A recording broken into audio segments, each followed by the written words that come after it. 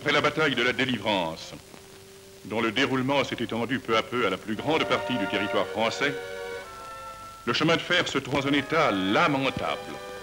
Les bombardements et les destructions systématiques opérées par les Allemands avant leur départ ont semé partout des ruines. De très nombreuses gares sont détruites. Il n'en reste souvent que des pans de murs, des façades éventrées, quelquefois calcinées, des halls métalliques soufflés.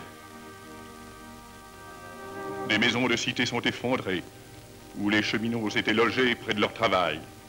Les grandes cités, orgueil du réseau du Nord, ne sont plus que ruines.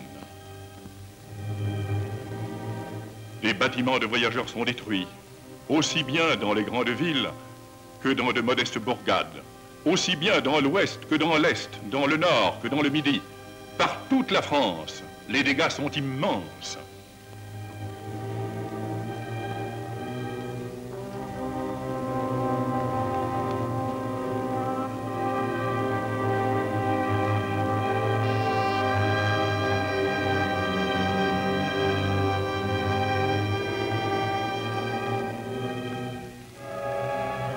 De très nombreux postes d'aiguillage et les voies d'entrée et de gare qu'il commandait ont été bouleversés.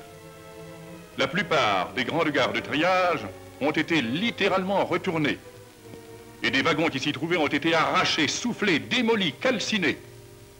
La plupart constituaient des nœuds de voies ferrées importants. Longeau, Les Aubrais, Juvisy, Creil, Saint-Pierre-des-Corps, Villeneuve, La Plaine, Vert, Trappes, Sotteville, Rennes, Le Mans, Blainville, Tergnier, et jusque Badan au sud de Lyon, et Miramas, loin dans le Midi. Vu d'avion, le résultat est impressionnant.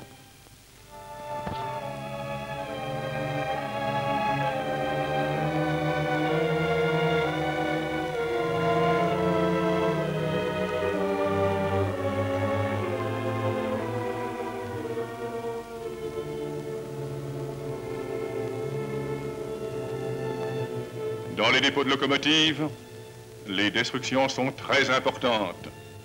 Ils ont été parmi les objectifs choisis particulièrement par l'aviation alliée dans le but de neutraliser les transports allemands. Eux aussi ont été bouleversés, comme les gares de triage voisines. Au milieu des décombres apparaissent des cadavres de locomotives, des chaudières...